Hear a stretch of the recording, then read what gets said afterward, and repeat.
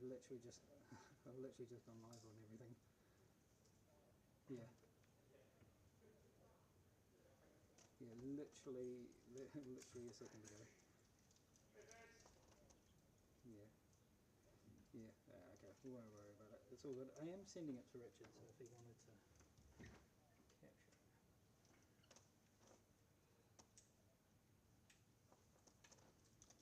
capture it. For transcript. Yep, okay, cheers. Thanks, bye.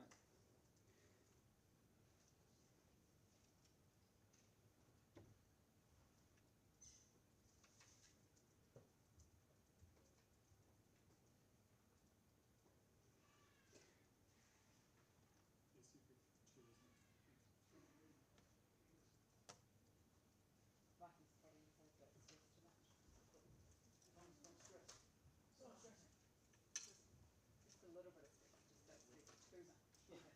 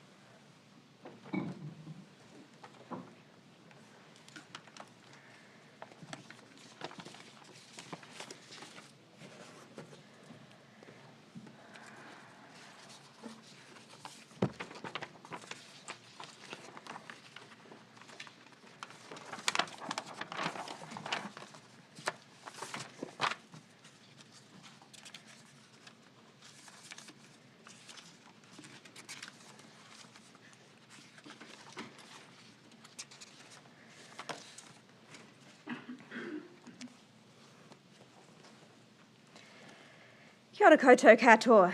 Today I will set out our plan for the next steps in our COVID-19 response, including details of the phases of our public health management of Omicron and what that means for the testing and tracing process.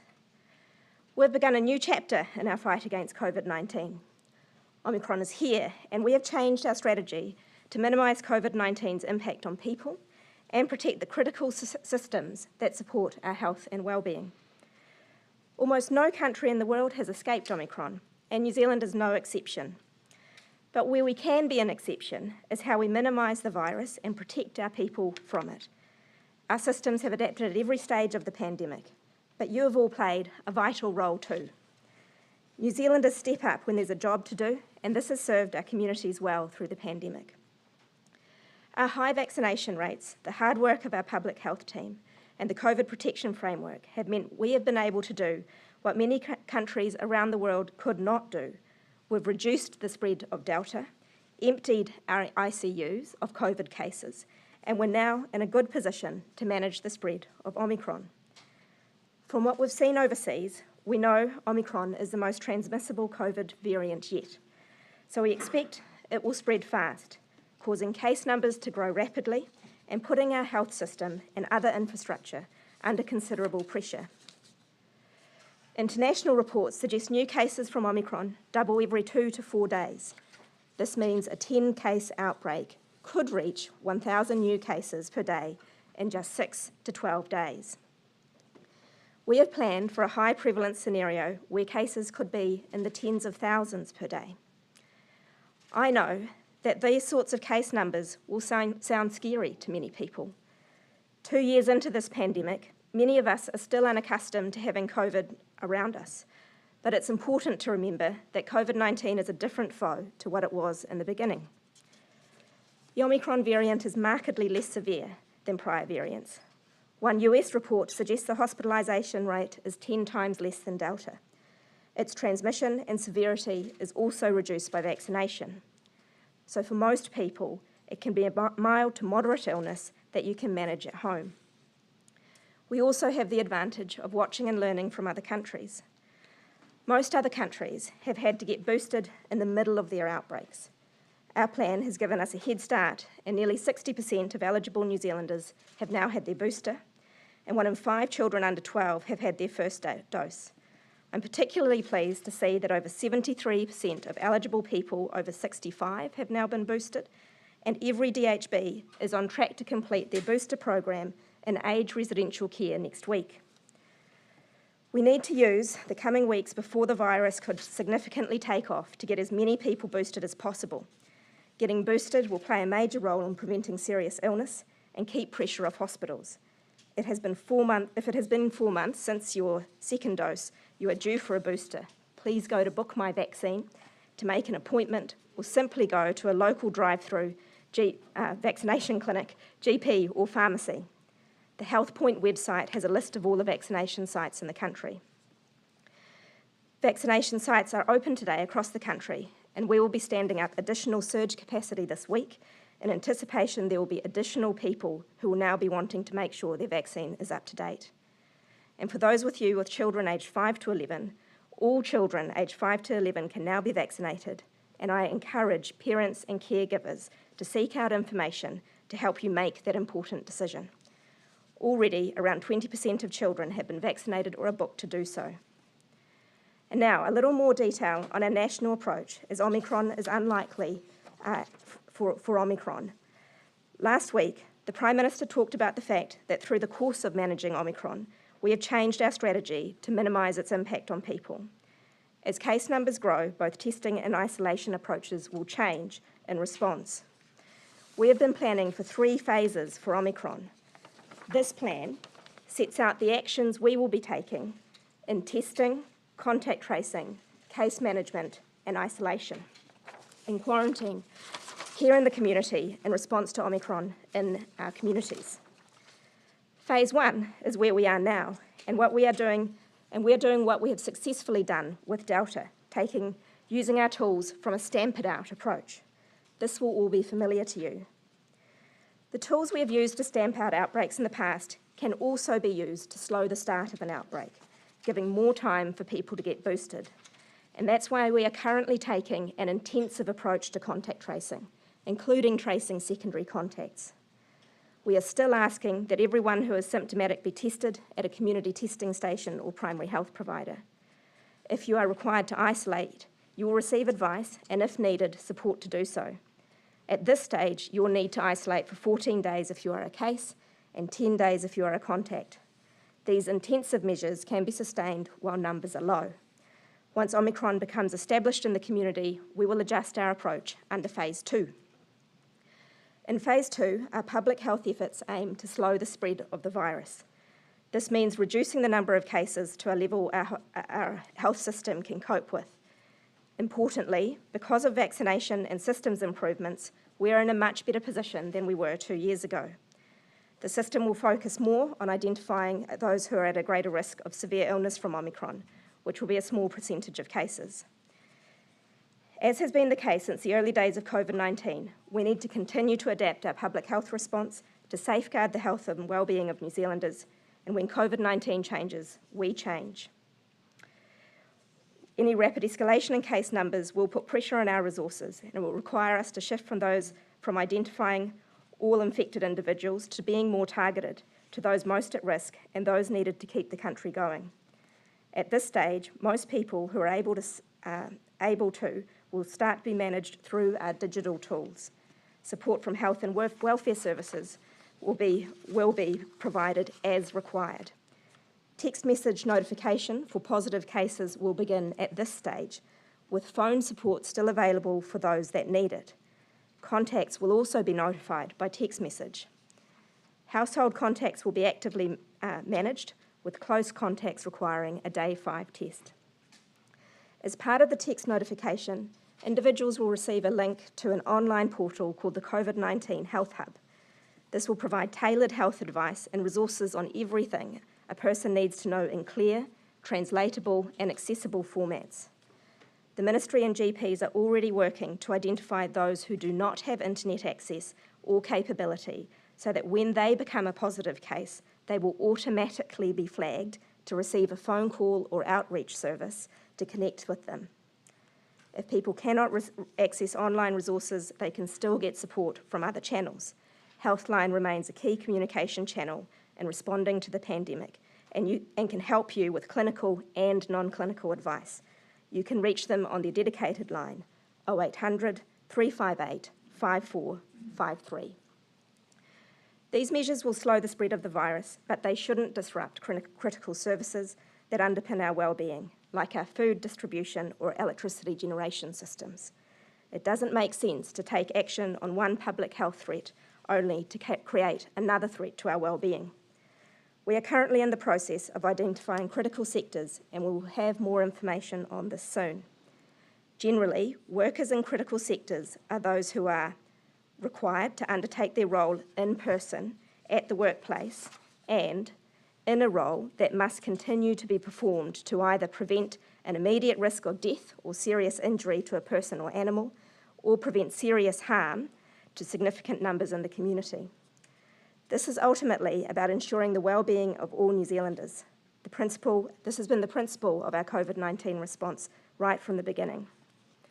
We will continue to manage testing of symptomatic people and close contacts at Phase 2 with PCR testing, but we will be enabling a test to return for asymptomatic critical workers who are close contacts of cases by using rapid antigen tests. These people, like our healthcare workers and those working in food supply and infrastructure, are key to our COVID-19 response and also ensuring New Zealanders can continue to access the services they need. Strict protocols for those testing to return to work for critical workers will include daily symptom checks and daily rapid antigen tests prior to commencing work, strict use of a medical mask put on before entering into the workplace, changed as needed during the day, and strictly complying with any infection prevention and control protocols at work. When the mask is removed, for example, for eating and drinking, physical distancing must be maintained. Eat alone or in a well-ventilated space where possible. Travel alone to and from and around work or between jobs. ensure good ventilation when in small spaces, and masks must be worn by everyone present. Continue regular workplace surveillance testing if this is already in place. If symptoms develop at any stage, the worker will follow the public health advice for close contacts with symptoms. Testing remains a cornerstone of our response, but when and where and how we manage our testing will change once Omicron becomes seeded in the community due to its highly infectious nature. Rapid antigen tests will become the go-to testing tool. They perform best when case numbers are high and can give a quick result without drawing on laboratory or transport systems. The use of rapid antigen tests will enable PCR testing to be protected for use in key workforces, such as healthcare, for surveillance at the border, and as diagnostic process in hospitals and acute care settings. We currently have good stock numbers of rapid antigen tests and will release more details on the application, distribution, supply and funding for them in the coming days and weeks. We are already in the process of preemptively supplying rapid antigen tests to healthcare sectors, organisations with critical workforces, such as energy and food supply, among others, and providers who work with vulnerable populations, including Māori and Pacific providers. Critical infrastructure businesses that have eligible workers, deemed to be critical workers within that organisation, will be able to order rapid antigen tests from the Ministry of Health via an online portal.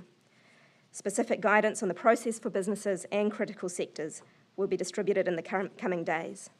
Importantly, as the Prime Minister previously said, testing will remain free and available when you need it. At the third phase, our public health response will be about minimising a widespread outbreak. When cases are in the tens of thousands, we will then make further changes to contact tracing. Locations of interest and push notifications will be paused, but keeping a record of where you've been by using the COVID Tracer app will be important as it is now, so that if you can get sick, you can identify where you were. Public health units will be focused on managing the outbreak in very high-risk settings, such as prisons or aged residential care. It's worth noting that we don't expect to be at this situation in a few weeks. Self-service tools for contact tracing and rapid antigen testing will be important to help us respond to the high volume of Omicron cases. The care and the community model will see the majority of positive cases supported to self-manage at home, and clinical care and welfare support will be available to you and prioritised as needed. Your GP has an important role in this as a person who knows your individual health needs and how COVID-19 may impact you. By identifying patient cases early, we can effectively plan and ensure our hospitals and primary care providers are freed up for our vulnerable communities.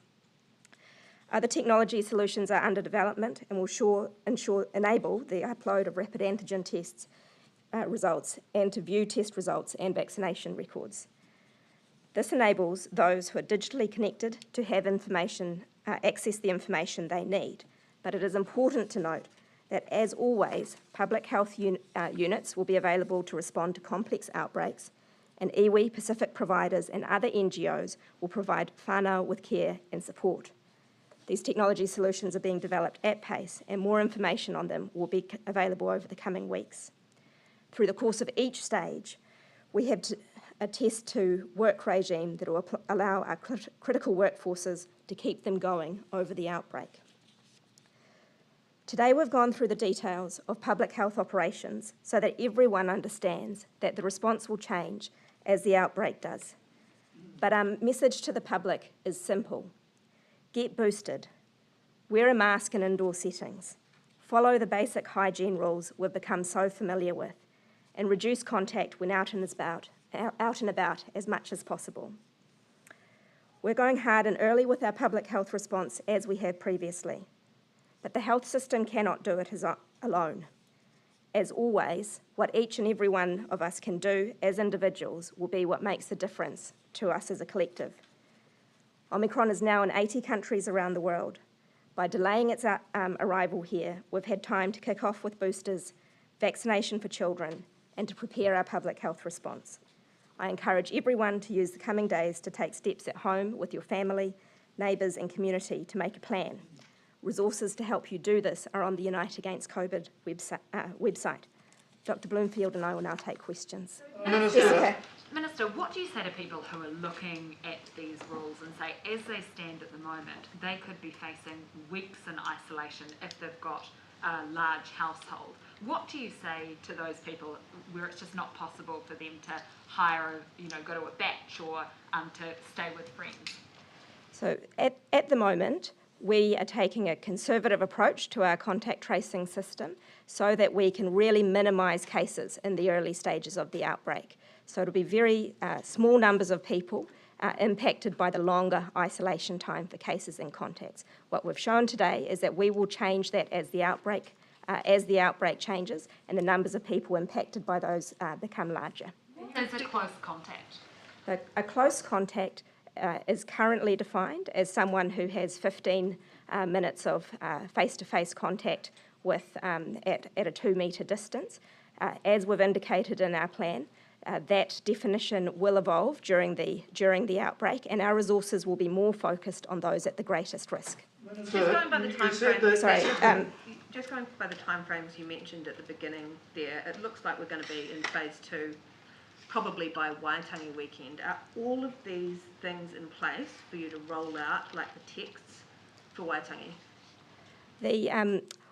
Firstly, it is not a foregone conclusion how quickly the Omicron outbreak will spread. And it's really important to note that as we look around the world, we see places that haven't got into the level where those phase 3 measures might need to be used. The actions that we take now, in terms of boosters, in terms of masks, will influence the time it takes to get to those other levels and the ultimate time we spend at those higher levels. Why is the government commandeering all stocks of rapid antigen tests from private businesses? That is not the case. We have made sure that we are purchasing rapid antigen tests for our need, but I'll leave it to Dr Bloomfield to outline the process for purchasing rapid antigen tests that we're using. Thanks, Minister, and kia ora koutou katoa. So just to be clear, we're not commandeering all the stocks that private businesses have. We have discussed with our 3 main suppliers, which are Abbott, Roche and Siemens, that forward orders of tests that haven't yet arrived in the country, that those be consolidated into the government's stock, so that is there for the whole country, including private businesses. We already have processes in place to supply businesses with tests if they are using them at the moment, and that will continue, and in particular to support private businesses and the public sector to maintain critical workforce, including through that return to work approach, but also to make sure that our rapid antigen tests are used where they are needed. And this is an interim measure while, as you know, there is extremely high demand on supply globally. Is that fair that you've gone over and above businesses that have had orders in for weeks or months and said, hey, send them to us, we're more important? Actually, we've all had orders in for weeks and months, as have other countries. The issue is there is a gap globally between production and the orders that countries and companies have right around the globe. What we are wanting to head off is the sort of situation we have seen in other countries, including in Australia, where rapid antigen tests end up in the wrong place and are not there to support the overall societal response. We have been and will continue to work closely with businesses to make sure that if they need access to rapid antigen tests, including now, then they can get those in the meantime. Dr Bloomfield, it would seem that you are commandeering it and saying to business, the Ministry of Health knows better how to handle it than what business does. Well, the Ministry of Health is purchasing on behalf of the government, and that is to support the overall plan which the Minister has just outlined. Many businesses already have tests onshore, and we're not requisitioning those or doing anything like that. The issue that we are all facing is we have orders in. For example, we have orders in for around 40 million tests between now and the end of February. So far, we have confirmation for only around a third of those, around exact dates and numbers and when they will arrive. This is the same for businesses. What we have said to those suppliers is, in the meantime, we will ensure that we are getting confirmation of those orders and getting them onshore on behalf of all of New Zealand, including businesses. You're taking the control away from business. Well, that would be the case if we weren't working with those businesses, which we have right through. And it's around access to our not teachers. clear, it is not clear that those businesses placing small orders of 5,000, 10,000 in the global market, the way it is, that those would have been filled, actually. What is the actual threshold? What is the actual threshold to move into phase 2? The definition in the plan just says when there are more cases circulating, but given the changes that will then come in, at what point, do you have a number? Is that a cabinet decision? How will that be made? This is an operational plan, so no, I don't imagine it is a cabinet decision, but it is a matter of looking across these systems, testing and contact tracing, and very carefully evaluating the level of demand in those so that we know when we need to change, and we'll be indicating prospectively to people as we see that's likely to happen. Is that at the point where systems become overwhelmed, that it's too much to keep contact tracing? The plan is designed to make sure that we transition into new systems that can cope with demand, because indeed the challenge of Omicron is a really high demand that's there, so it is to avoid the overwhelm. Can you be a bit more specific about the trigger point? Because phase 2 is quite different from phase 1. It means different things, including the isolation, including the test to work. At what point will ministers or the government say, right, we're ready? Are the numbers, are there... The numbers are part of it, and the numbers are likely to be less than 1,000 a day for moving between phase 1 and phase 2. And in terms of between phase 2 and phase 3, it could be in the thousands, but not the tens of thousands. Where is the Māori input in the strategy, please, Minister? What was the Māori input into this? The way we've designed the strategy on how the health processes will modify, and what we need to do is to make sure that we are working with Māori at every stage of it to ensure that there is that the systems we've set up with Māori continue to be high performing in the environments that we have. COVID-19 strategy failed Māori. So we're asking what input did they make to the strategy? Not working alongside, but did they help set up the strategy? So the strategy is an operational strategy that we do need to go out and consult with various parts of the sector on, and we are doing that now. Why haven't you done that before? Why would you do it afterwards? Why wouldn't that be part of your planning now? Because the thing that we need to do is to make sure that we have clear oversight of the parts of the government response, the contact tracing, for example, and are able to move the resources around within that. But we are absolutely clear that what we are trying to do is to enable all the good co-design work that has gone on between Māori providers and the government already in the response. And just on the numbers, I mean, you've been pretty clear about moving it when it's fewer than 1,000, then up to tens of thousands potentially. It sounds like you have some modelling in place. Are you able to share with us what you expect to be the height of the pandemic and when that's supposed to, or this next outbreak and when that's going to occur? The plan that we've announced isn't based on modelling per se. What we've done is look at a range of different scenarios and make sure that we can think how the response would move at those different stages. So we haven't started saying this is what our outbreak is. Instead, we've imagined a range of different ways it could pan out. So that's why just the fact that, for example, that we have a phase 2, it's not guaranteed that we're going to phase 3, for instance. Minister Verrall, you said in the opening remarks that this is a mild illness that can mainly be managed at home. What would you say to the critics that would say the government's totally overreacting? I think the really important thing about Omicron is that it is indeed milder, but it is far more transmissible. And so even if a small proportion of people, a smaller proportion need care in hospital, it may end up being a very large number of people at one time who need that resource. So the pressure on the healthcare resource and the community as a whole can be quite large with it. Saying the hospital system is inadequate. No, what I'm saying is this is a uniquely transmissible virus, one of the most transmissible viruses that we have seen on the planet, actually, and so it provides a unique challenge for healthcare services. Amelia. Yeah, Dr. Bloomfield, what evidence do you have to support your claim about N95s that, quote, if they're not fitted properly, they can be less effective than normal cloth or indeed a surgical or medical mask? The evidence is from the studies that have been done on these, and that is why those workforces that are using N95s at the moment, in particular our health and border workforces, go through proper fit testing to make sure they are being used properly. As I said yesterday, some people will be using N95s in the community because they are available, and one of the things we will be doing in our updated guidance around masks is ensuring that there is clear instruction and information for people about how to get the best fit from an N95, even in the absence of doing the full fit testing. Dr.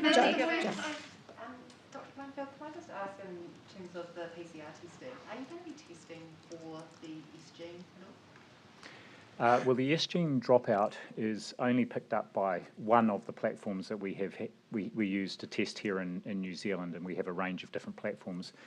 It has been useful so far, but we're not specifically checking for that S gene dropout. Instead, we use our whole genome sequencing because, first of all, it's only an indication, and secondly, there are actually two variants of Omicron, BA1 and BA2, and S gene dropout doesn't occur with BA2, and the latter is the one that is rapidly seems to be becoming the more dominant one in a number of countries, and we have seen both here already. So it's not a particularly helpful marker for Omicron per se. Can I also just ask in terms of the contact tracing system, you've obviously outlined how it will change over phases. We've seen with this current cluster already, we've had a New Zealand worker and a kitchen worker at Somerset Village who attended that Auckland wedding. They've tested positive, they were clearly close contacts. They weren't contacted as part of the contact tracing system. Are we already at this stage in phase 1 seeing the contact tracing system no longer doing its job?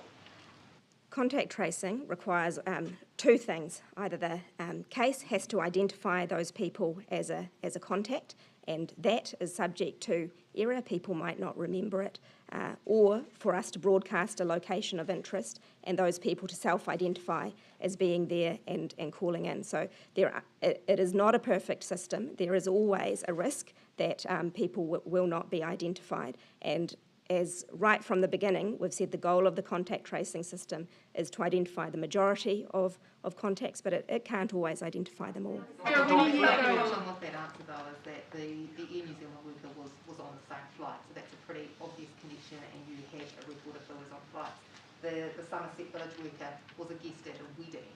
So, I mean, those are fairly clear and obvious contact tracing examples, aren't they? We'll have to get back to you on the wedding, whether there was any register there. But I think, we'll have to get back to you on the case of on the aeroplane. But in terms of the wedding, it is dependent on people self-identifying. That's just a comment on both of those cases, and this is not unique. This has happened in our earlier outbreaks as well.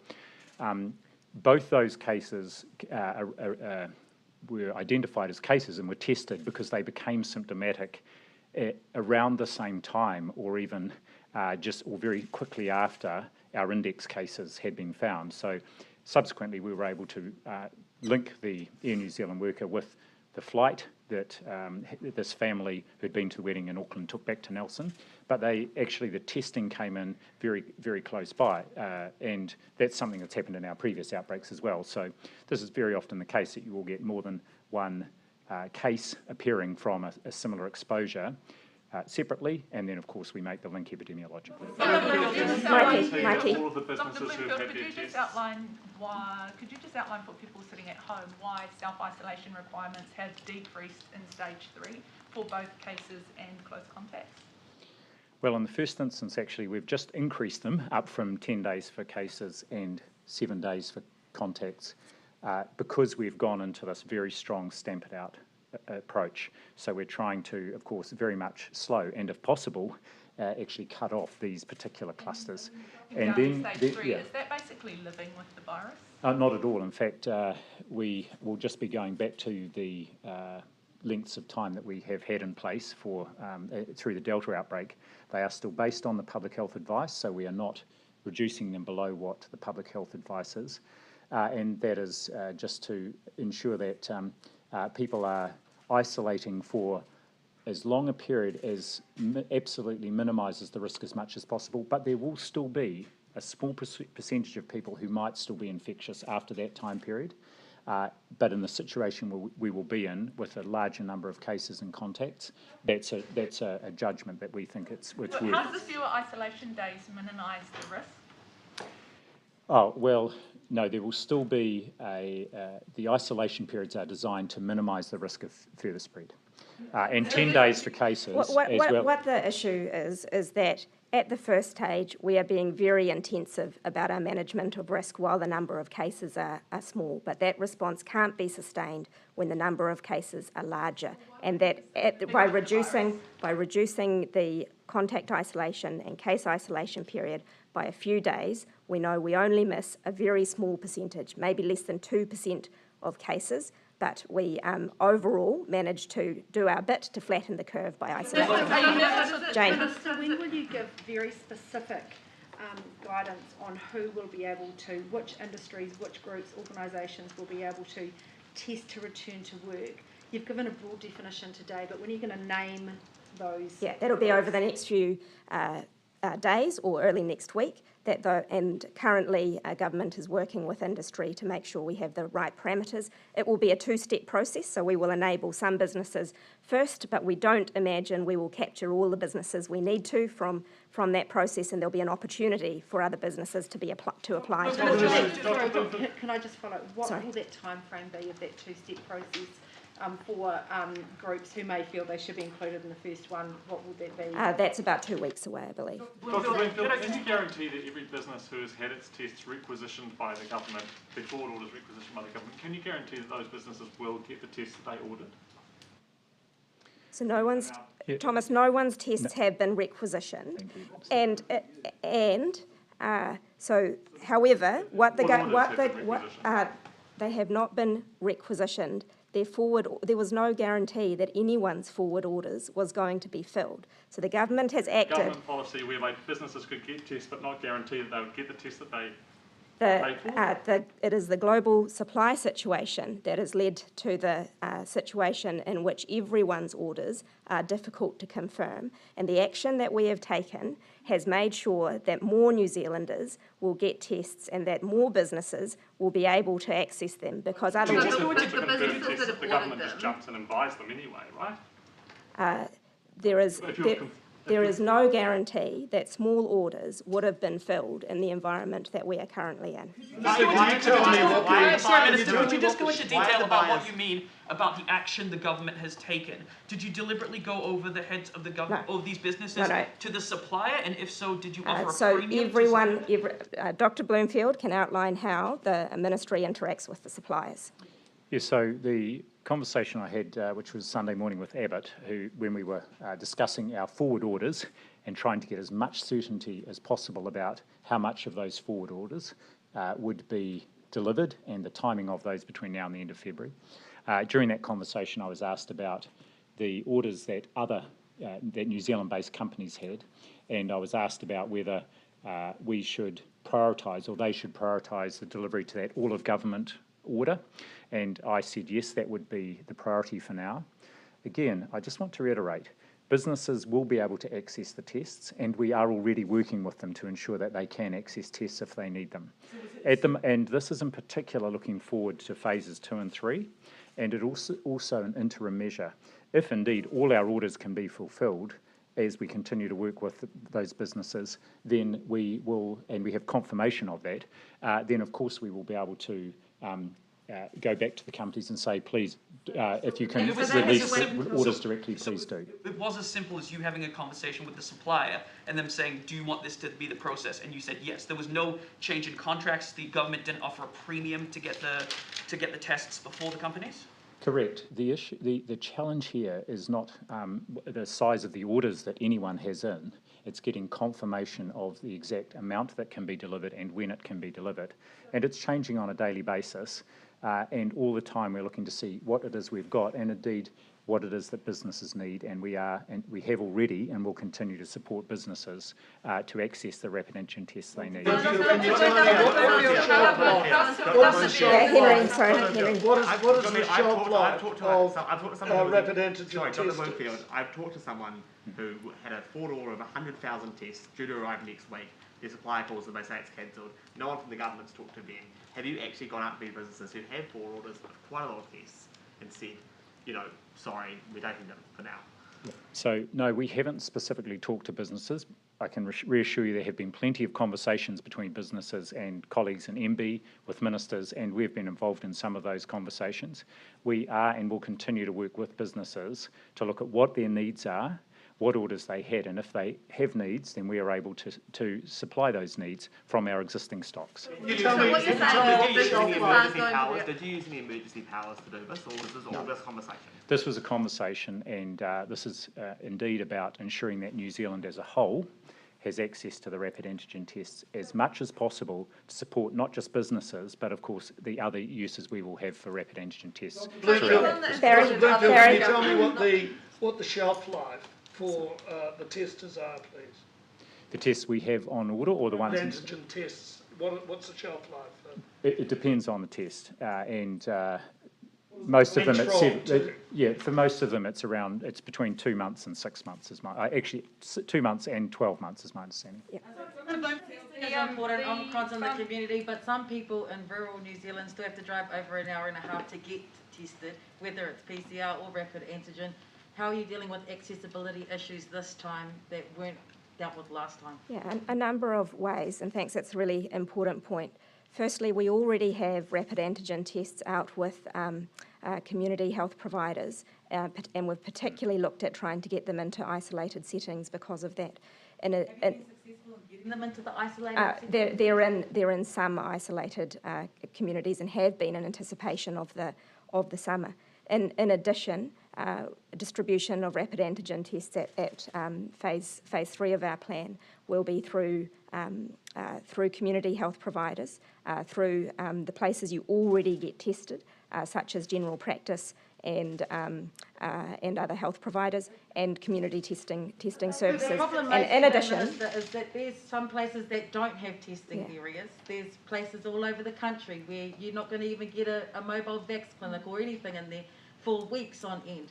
So how are those people going to be tested if this is so highly infectious? Yeah, and in addition, and I should have perhaps started with this, that we know that I think it's 97% of New Zealand live within 20 minutes of a pharmacy. So that's been another important avenue that we've brought on to support testing during this. Jessica. Māori haven't been involved in this process. You were just in front of the tribunal at the end of last year saying that it was still upholding the treaty, and now we can see that you haven't actually consulted with Māori on this. Are we going to see this as another treaty hearing at the end of next year? So 2 things there. First of all, we have had and continue to have regular conversations with a range of Māori groups, including the Māori Pandemic Response Group, and their input has fed into this. Tomorrow I'm on a Zoom meeting with a range of Māori providers and Māori organisations to talk them through this and to get feedback, just as we have been doing through last evening and today with other groups. So we will continue to get input and feedback. And the key thing we're interested in feedback on is how do we make sure that when this is put into operation, that all these measures are able to reach Māori and other communities. They want 105,000 Māori to be boosted. Will you let them be boosted before the 4-month period? So 105,000 Māori were vaccinated prior to November 1. The question yesterday to you was, will you shorten that time frame for them to get boosted? Well, one of the reasons we went, as I said, I think yesterday, one of the reasons we went to that shorter interval for boosters, the 4 months, was the knowledge that a proportion of Māori in particular and our high needs populations had got their initial vaccination course later in the year. So that's why we shortened it to that 4 months. At the moment, there is no firm plan to shorten that further, but I have asked for advice on that, and so I'm expecting that over the next 2 weeks. You're actually putting them at risk because they want to go to 3 months, it's only 4 weeks. Why will you not allow them to have that 4 week stand down period? Because you're actually putting them at risk. The technical advice about what our dosing booster interval is there to protect everyone. And of course, it's a medical intervention, so we rely on expert advice to help us make safe decisions about that. Jessica. Minister, we've had a level system, we've had a traffic light system, we've now got these 3 phases. What do you say to people who are feeling pretty confused about what you've said today? So the overall response to COVID is the COVID protection framework with the red levels. But what I know people need going into an Omicron situation where things can change quickly is just a plan in terms of what might change in the public health response. We've seen overseas that things have changed in their public health responses without warning. So this gives people the opportunity to see how within the red levels things might change. And it's an operational framework, isn't it? So it is mostly about how public health systems will run, and many of the points of contact for people will be similar. Dr. about fake Bloomfield, vaccine could I please just get a sense questions. on supply chain issues? Could you please provide a sense of just how severe these issues are? Because pharmacists are struggling to get PPE gear through the OneLink portal, which is a portal they use to get PPE for themselves, to have masks, hand sanitizer, so on. Those stocks are out on OneLink. So I'm just wondering, you know, businesses can't get rapid antigen tests, but are there even rapid antigen tests and PPE for frontline health people like pharmacists? Well, I'd need to get the information from you about the pharmacists having a problem. We have a lot of PPE. For example, 145 million medical masks, the ones like you're wearing there today, 25 million N95 masks, and plenty of our other PPE stock. So I'll ask the team to look into what the problem is there with pharmacists actually accessing PPE through OneLink. In terms of rapid antigen tests, as you know, we have millions onshore, and they are being pushed out. For example, over this last weekend, 400,000 tests were pushed out to our community providers to get them ready for these next phases. Can you guarantee that these frontline people can actually get this equipment from the ministry to use for themselves? Because the OneLink portal says that supplies are out for those products that I listed before, including the rapid antigen tests, for them to use themselves. I'd need to follow that up and just check what's behind that, but we certainly have good supplies, very good supplies of PPE for all our health workforce. Jenna, and then we'll come down the front, Jenna. Bloomfield, is our system robust enough to filter out fake vaccine passes? Well, I hope that people are not using fake vaccine passes, and that would be disappointing if they were. Our vaccine checker is designed to validate people's vaccine passes, and it's quite clear that they have been used very successfully over the summer and has really played a part in us being able to get on top of this Delta outbreak. So I guess the key question here is not so much is our system able to detect them. The issue is, and I just want to reiterate, people should not be using fake vaccine passes. That is not the intention of the vaccine pass system. Question for both of you. Are we now at a point in the pandemic as a country where we just need a complete mindset shift when it comes to Omicron? I think it's certainly the case that we need to adjust. For many New Zealanders, we haven't been accustomed to having COVID around us, and we need to anticipate that that will change. And that's really important, and why the government has been stressing preparedness. Dr. Bloomfield. Well, just the comment I would make is that some people talk about, are we shifting to living with the virus? And I think Michael Baker summarised this last year. We have been living with the virus. We have lived with it on our own terms, and we want to continue to do that. And that's why we are putting the planning in so that we can carve our own path in our response to Omicron, that we're living with it on our terms and protecting people to the greatest extent possible. Jo. Just with this latest Omicron cluster, there has been an instance where a close contact has been identified, works for a quite large New Zealand business, has told their business that, you know, they are close contact and they've been told by health officials to isolate.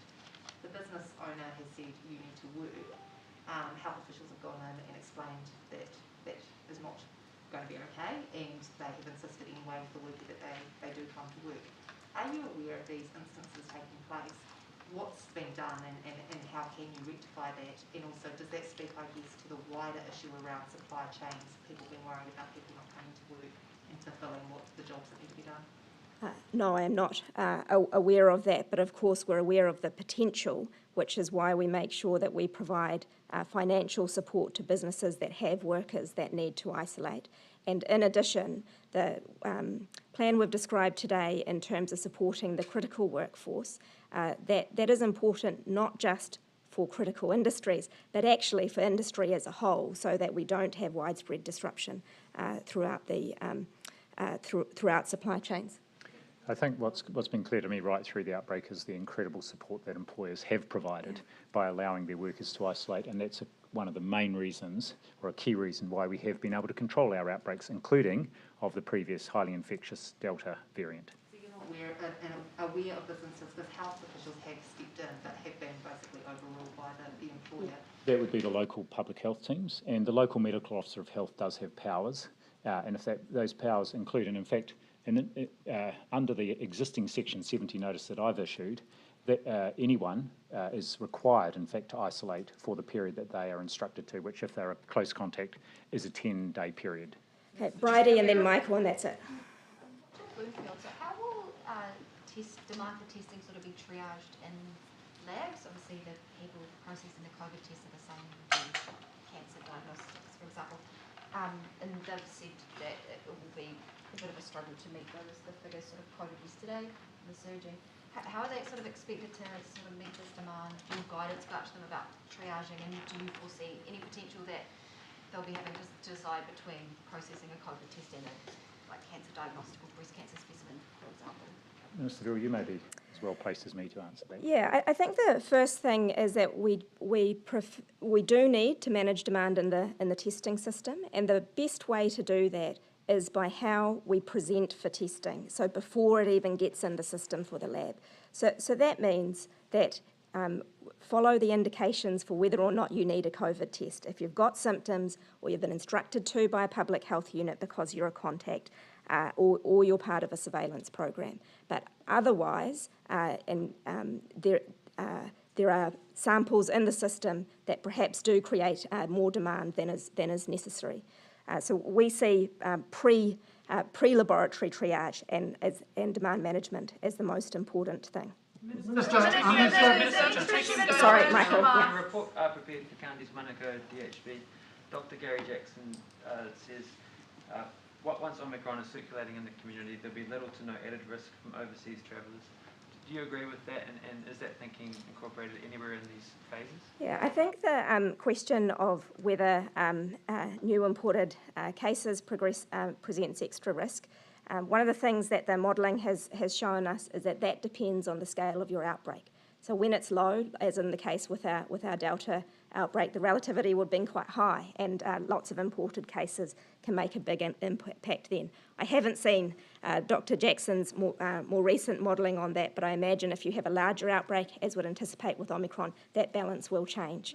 There's a petition going around calling for greater support for the entertainment industry. Do you believe that we are supporting the entertainment industry well enough, and could we see numbers, audience numbers grow, cap numbers grow under a stage 3, phase 3 setting? So what we've outlined today, all 3 phases occur at the settings that we've set up for RED. And so those discussions about how particular sectors are impacted all relate back to that COVID protection framework. And I don't have anything additional to say except what the Minister of Finance has already said about support for businesses. Minister, an extra sort of, for upgrading masks, even an extra $7 a week can be a real strain for some whānau. Would the government consider subsidising or improving access and equity for masks?